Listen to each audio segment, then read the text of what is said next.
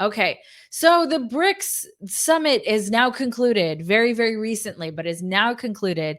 And a couple of things happened that are very important.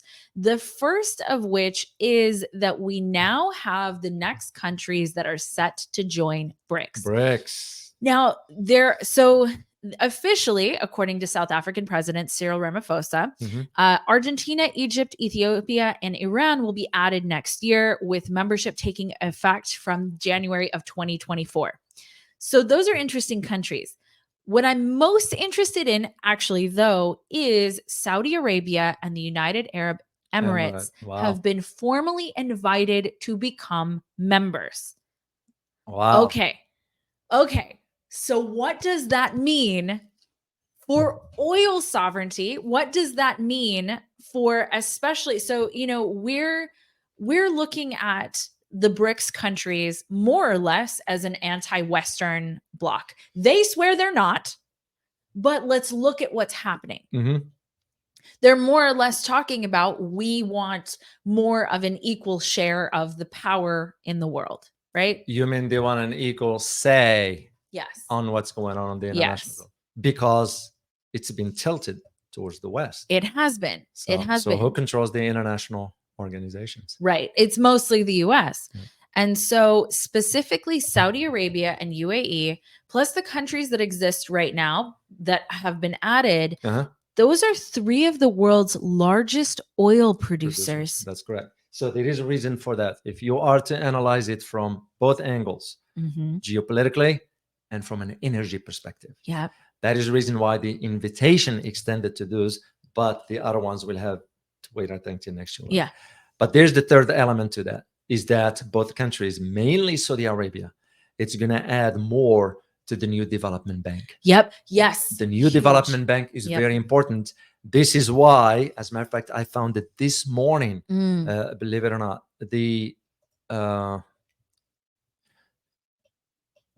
I had the...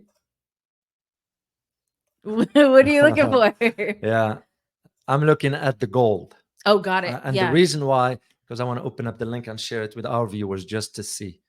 See right here. So, and again, I remember, guys, I do speak foreign languages, so I read the stuff in foreign languages and translate them for me to have an understanding. Here is what happened. Just as they announced that one, check this out. I'm sharing it. Okay. There it is. You see that? Yep. Gold at 2 weeks high. Why is that? It's because Saudis, they're going to put more money into the new development bank, but Saudis also have massive reserves of gold. Yes. And we here at Fort Knox, don't we also hypothetically have a bunch of their gold? We don't have them at Fort Knox. We have them in New York.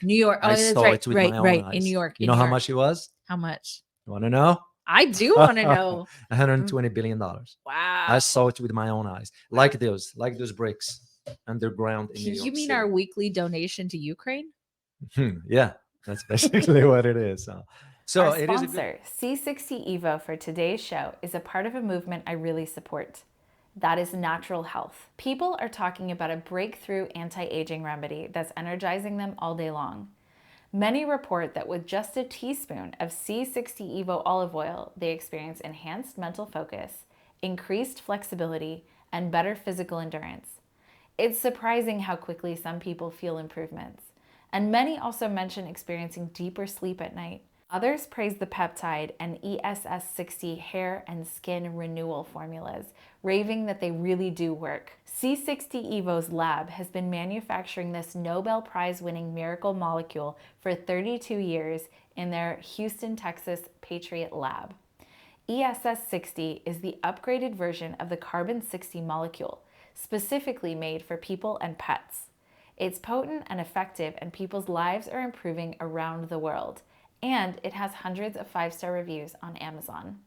Maximize your health and enjoy noticeable results with C60 Evo's organic edible oils, skin serums, and pet products. Buy with confidence from C60 Evo and use my personal code for a discount at checkout.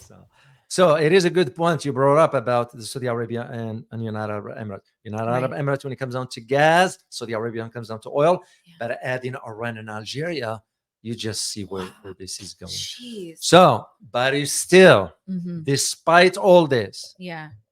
BRICS is not where it needs to be. Yeah. Because here's the thing. Their conversation yesterday, you know what it was about? It was about pharmaceutical. I also thought that was So, interesting. here is to me, as an outsider looking in, Yeah. you got a major structural problems or challenges, Yeah. and you are dealing with pharmaceutical issue. That's to me, yeah. your priorities are not straight here. Yeah. Second issue, you got a fundamental issue with India inside. Yes. You couldn't Absolutely. resolve that, and you are dealing with pharmaceutical matters. Yeah. The reason because they want South Africa to become the hub for pharmaceutical. Yep. It used to be India. So, and this is where I see maybe BRICS really need to have a Priority check. priority check. Yes. Because to me, at this stage where the world is headed with the world, like the global balance of power is being reshaped. Yeah.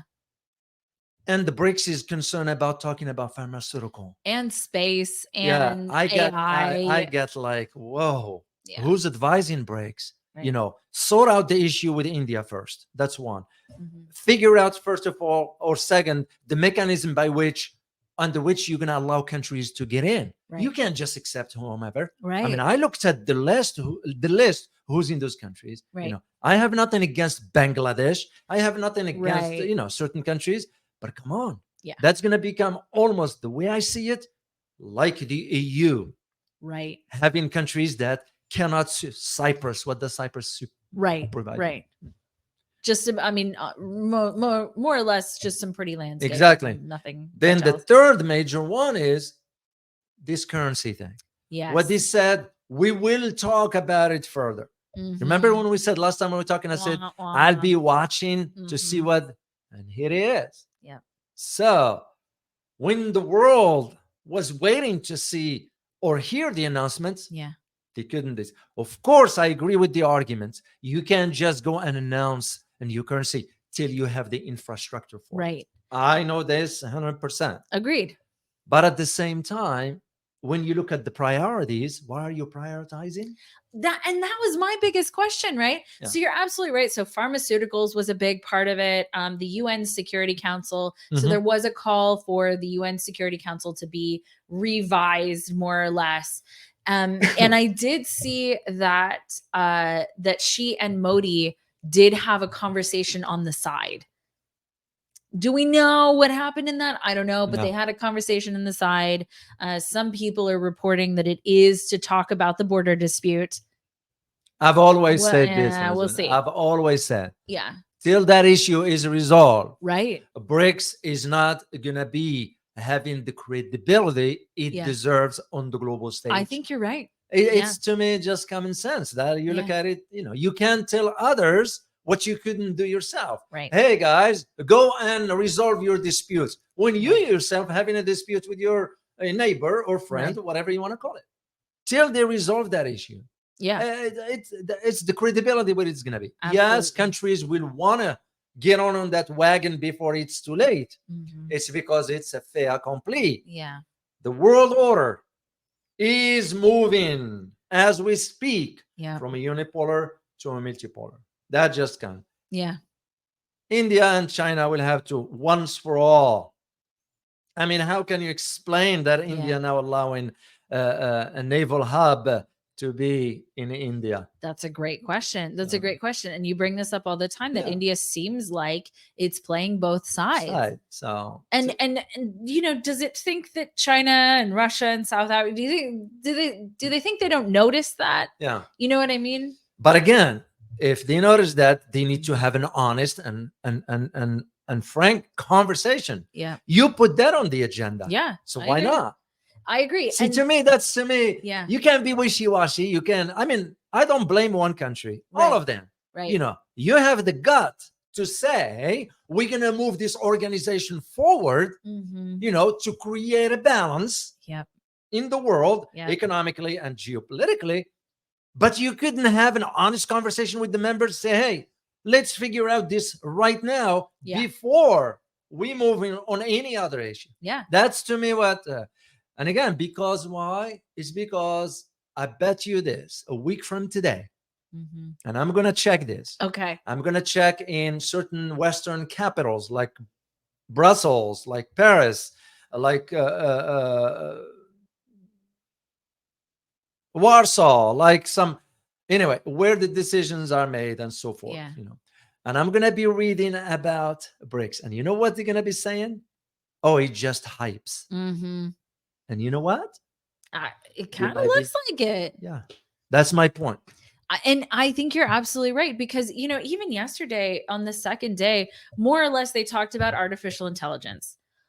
Oh, okay. It's Okay. good, but I mean, the rest of the world's also talking about artificial intelligence. Nothing wild came out of that. They talked about space cooperation. So they're going to put joint satellites up. I mean, okay, that's kind of a big deal, but it's not, they were already probably doing that. And they just kind of slid that in as like, oh, look, we're doing this. Right. Yeah.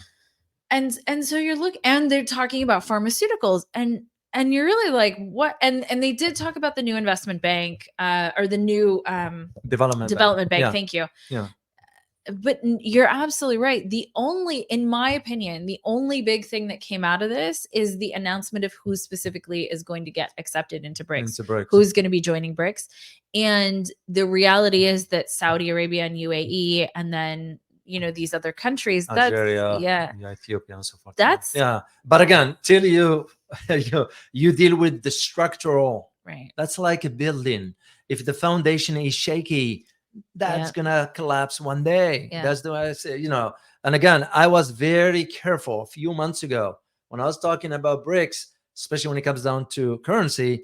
I was always careful to say, let's wait. I'm gonna keep my eyes open when the summit gets here to see what they're gonna be. Right. And here it is. That's why I wasn't convinced 100% back then to say it's definitive and it's on the record there. I never said that it will be definitive. Oh, for sure. Because I at least the understanding that I have about the financial aspects is you need to have an infrastructure for it. Right.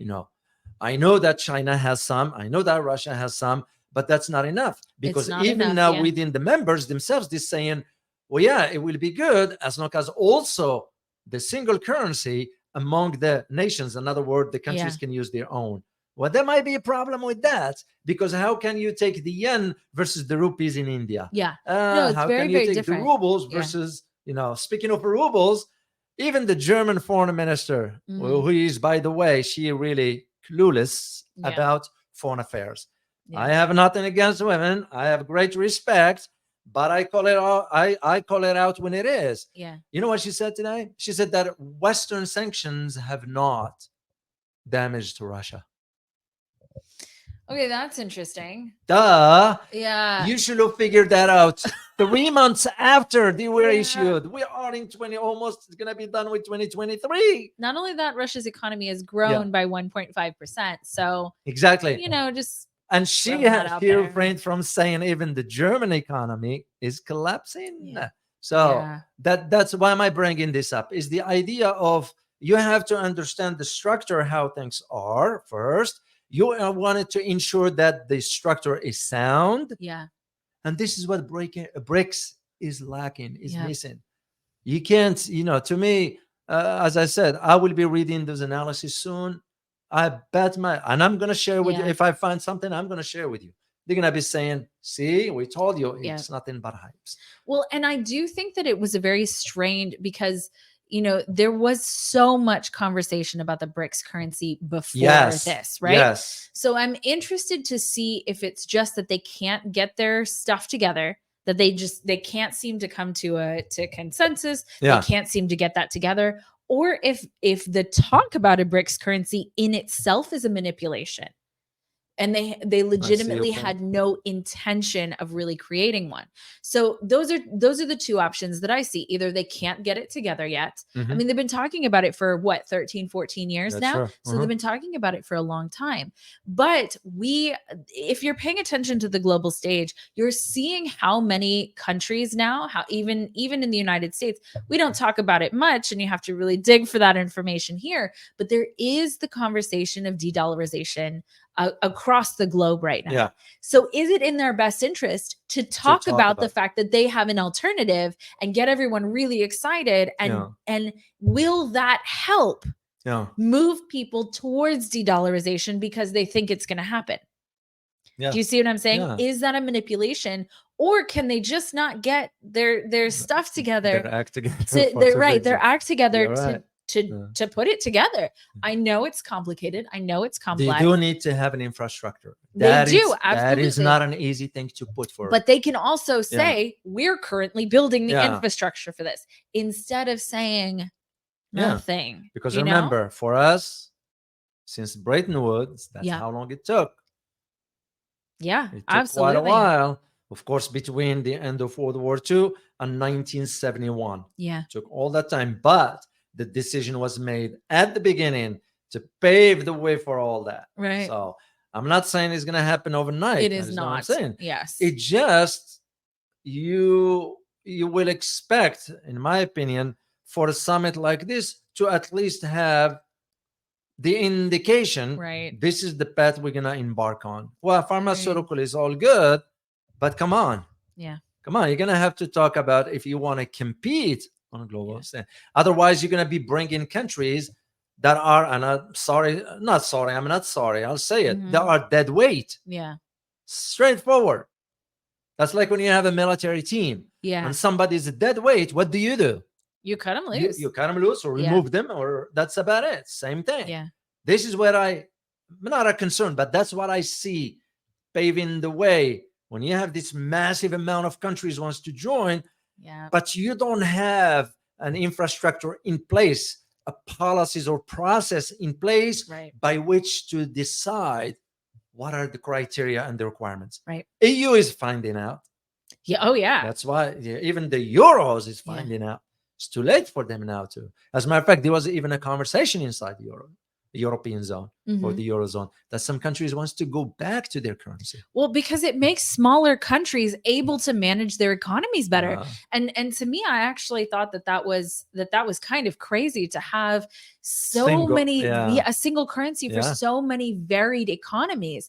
And when they are talking about the BRICS currency, when they do talk about that, they don't ever talk about using it inside their own countries. Which is an interesting choice. Yeah. Because, like, for example, the euro, that was the intention, is to have the countries all use the euro and, and have that be sort of a unanimously used currency. But that's not ever been brought up here when there is talk about this BRICS currency, whatever it is or isn't. But what seems to be clear in terms of whatever communication, which is not very much that we get about it, is that it is going to be used between the countries, but not inside the countries. But I wish, if that is true, if they are developing it, I wish they would have come out and said something about it. Then there is another issue looming that I see coming. First of all, I want to say thank you to nobody. Thank you very much for your super sticker. You wrote the world teacher for all humanity, the Benjamin Cream. I don't know. Interesting. Share international, explain world situation in a simple term, easy to find, seek truth, find understanding and hope. Thank you so much. Those are kind words. That's so kind of you. We truly appreciate you. Thank you so much for your super sticker. So wait, we have one more. Oh, sorry. Joy Cho, thank you so much for your super sticker. We appreciate it. So the other issue that I see coming is with the candidate now who's running for president. This can be a topic on its own. Yeah. Running for president in Argentina. Oh, yeah, that can be a topic. Yeah, his name is Javier Malay.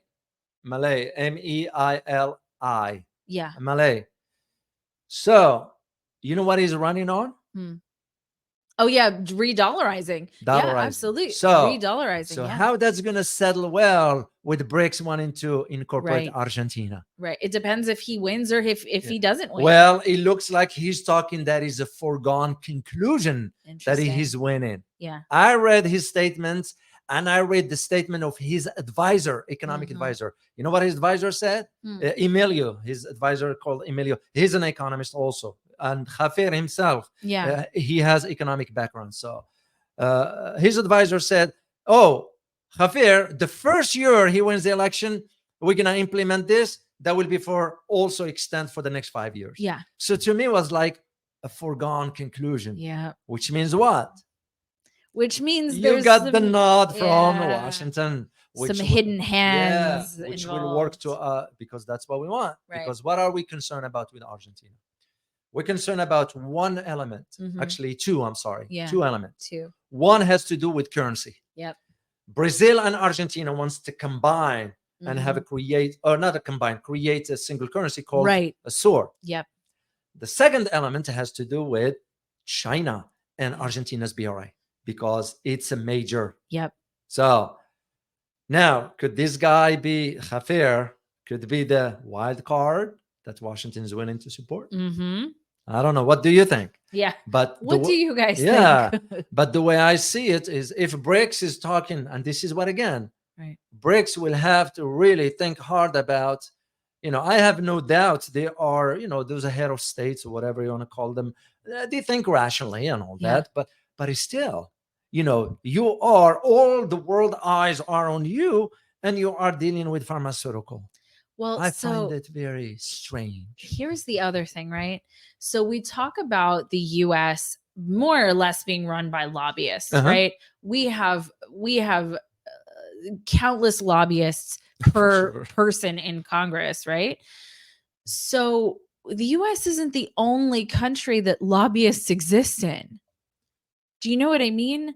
The United States and the US corporations, for example, are all over the world. We think that, that Boeing only does business with the US. No. Boeing the US just approved, I think it's $12 billion worth of Apache helicopters to Poland through Boeing. Yeah. So we look at a lot of these companies and we think, oh, well, the pharmaceutical industry is only here in the United States. No, it's not. And so, that's something we don't talk about with these countries, but to think that no other country is influenced by large corporations, I think is beyond naive. So I do see that some of these things that are coming out might be influenced by that. Oh, for sure. I mean, lobbyists exist for even countries overseas. They have their own lobbyist groups, but the lobbyists here are not foreign agents. Right. That is it's according to our laws, how our laws work. If our laws allow for that. As long as you are registered. Yeah. Because if you are not, you'll be in a hot seat with the law. It's just how it works. Of course, there's a catch-22 with that. Right. But we do have, for example, lobbyists from Brazil, from Turkey, from Taiwan, believe it or not. The Saudis have a very large that's lobby major. here. Actually, I'm aware of one former member of Congress who became a lobbyist for the Saudis. The reason I'm looking for here, for when you mentioned about the $12 billion, the Congress has also just approved another, I think, $243 million to Taiwan for armaments for 2024. Yeah. I mean, it's heating up. Pay attention to it. You know why 2024? Because that's when the elections in Taiwan. Yeah. I don't call them presidential because to me, Tsai is not a president. Yeah. That's how I see. I'm being pragmatic in my judgment. I have nothing against her. So the only thing I had to check about her is her calling herself a doctor. Yeah. Which was not accurate. Well, that doctorate was not conferred. I have a copy. Yeah. From the university in England. Yeah. I have a copy here in my record. But the copy, when you get a PhD, you have to have the name of the chairman of the committee. Yeah. There is no name there. Interesting. So you can have a PhD conferred without a committee. Yeah, that's interesting. But anyway, that's beside the point. But why is 2024? Is because the elections. Yeah. So I am sure people in Taiwan are watching what's going on, not just in Ukraine, I hope so. but what's just took place between the US, South Korea, and Japan, Yeah. the Trilateral Alliance. I almost feel like calling it ATA. No, the the Asian Association Alliance, AAA. AAA. Yeah, Asian, because that's what they are. Yeah. Just agreed upon. So I'm gonna do a live stream on it on the other channel. So if you guys want to join me tomorrow, not today, tomorrow I will be talking about this topic. Yeah, that's very for worthwhile. South Korea, Japan, Yeah. and the US making alliance. So There are two really big areas right now that seem to be hotbeds of more or less this type of conflict. yeah, And it's Africa yeah. and it's Southeast Asia. Oh, big time. Very big time. Yeah. And so we're watching it heat up right now. And it's interesting because, there's starting to be whispers of the failed Ukraine counteroffensive, yeah. right? And so now there's starting to be rumbles of the narrative for the failure in Ukraine is starting to be spun up.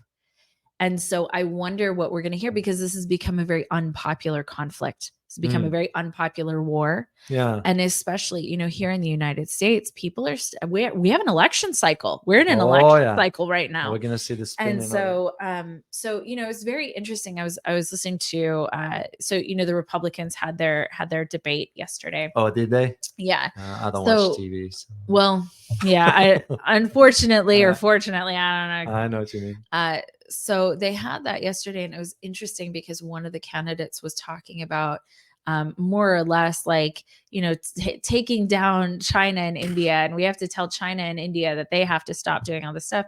That when I think she was talking about polluting. Oh, you're talking about Nikki Haley. Yeah. Oh, she's clueless. Yeah. She's clueless. And you know what she's calling for? We need to fight China. That's what she's that's what I'm saying. It's because the donors. Yeah. Well, the real and it's a popular thing to say here. The problem is, the US is asking for more countries to buy our debt because our debt is out of control. Who do we think is buying most of that? And let's say that China decided that they wanted to dump our bonds. They just did. They did, yeah. Actually, on 2 occasions. One of them was 430 billion. Yeah. And the recent one that I just read was about 11.3 billion. Yeah. And convert immediately into gold. Yeah. Immediately. Yeah. And so what we're seeing right now is for a candidate to come out and basically say, we're going to attack China. They do not but the American people also don't understand. No. China owns a lot of land here. China owns resources here. China owns a ton of US bonds, and the US is going out on the global stage and looking for more money. Because we're living beyond our means. Oh my God, way beyond. Way, bring me back to your point yesterday or the day before when you talked about BlackRock moving the money. Right, moving a lot of their assets out of the United States, and so they see something coming. They do, but looking at the amount of debt the U.S. has and climbing debt, there is no plan to bring our debt down. And so it's easy for someone to say, "Oh, let's fight," right? But the problem with saying, "Oh, let's go fight," is it doesn't take into account the complexity of the situation that the United States is in right now. And let alone that the whole fight is going to be done on credit, because most of that, right? It's the idea of, and you know what's the fundamental problem for that? Not just the president, but also the leadership in the Pentagon, that they are promoting individuals who are not qualified. Right. Because as a former military myself, and I don't claim to be spending 20 years in military. I didn't. Yeah. Actually, how I all ended up for me in the military, I got a phone call from the Pentagon.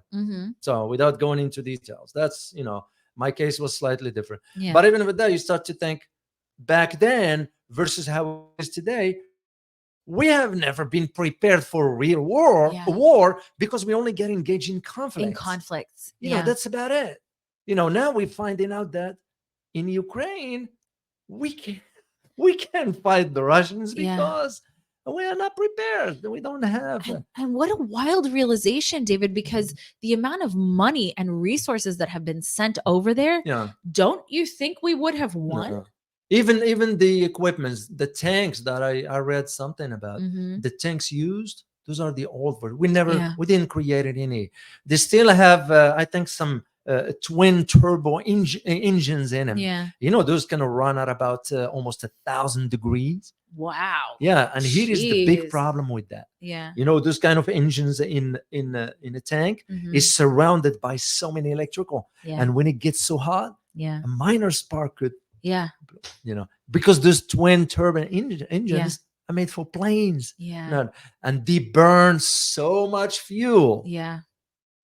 Within 8 hours, you're gonna have to refill it again. Wow. Which is very expensive, by the way. Whether the tank is moving or not. 8 hours. So that shows you, it's just we are outdated, and the morale for how it's because we've never when I say recently, I'm referring to the last almost 15, 20 years or so, around that time frame. After I left, I left in 01, I think, or something like that. Even the training, you are not training for with passion per se, because you have to, meet the requirements of you accepting weaker individuals and so forth. So, well, I remember there was a video that was circulating about a Russian soldier who basically gave himself up to Ukraine, and it was this one guy, and he was surrounded by blasted earth, like scorched earth. And he had probably been there for months. And the reality of war is that it is that. So right? Just for those candidates that running that, we gotta fight this, we gotta fight that. They have no clue about war. They've never been in one. And of course, their kids is not gonna go the war. Right. So they'll send younger people at 18, 20. Right. They have no clue about what they're fighting for to begin with. Right. I have nothing against our military. I have a great respect, but at the same time, you gotta call it out for what it is. Did you know that we have almost 44 4-star generals? Wow. Why? That's a great question. Yeah. After World War II, we had about 7, including Nimitz himself. They were limited. Yeah. But think about a 4-star general. When I was in the military, I was around the 3-star general and the entourage that goes with the guy. Now, think about it. 1,000 person per general. Oh, geez. Yeah. Why do we need all that for? No, and the cost of it. Yeah. And the problem with that, each general will have to push his agenda or her agenda. Yeah. Again, nothing against this, but we lost sight into really how we fight, because we have never been engaged in. After the Gulf War, that's it. We got involved in conflicts, and most of it, like, you get landmines. That's how fighting people in sandals and AK-47. And we couldn't defeat them in Afghanistan. Oh, that's after 20 years. I can't imagine. It tells you right there. So that's why I lost respect for those candidates, and there's nobody to vote for. There is no shame. There are no leaders because our system is corrupted to the absolutely core. And the thing is, we're talking about fighting China and fighting India. Right? The reality is, who got us into the mess with them? Who got us into the position that we're in with China, for example? It's the politicians that ran on the platform of let's fight China. China's the bad guy. Those politicians are the ones who got us into this. And that's why there is no understanding for it's to me, it's gonna be just these debates and all that. It's nothing but hypes. No more noise. Well, and it's interesting to watch our candidates run on platforms that they don't follow later when they're in the office. You know what? For every single American right now, it is our choice whether we choose somebody who we know is lying, whether we choose somebody who we know cannot fulfill on their promises. So for every American, pay attention to what they're saying versus what you know to be true. We cannot decouple from China right now. It's just not possible for either country. And that topic we're gonna do on a Rumble, because there's a lot to unpack on it. Detailed stuff that our system is a unipolar system. Yeah, it just has 2 players, but it's one system, one party. I agree. I agree completely.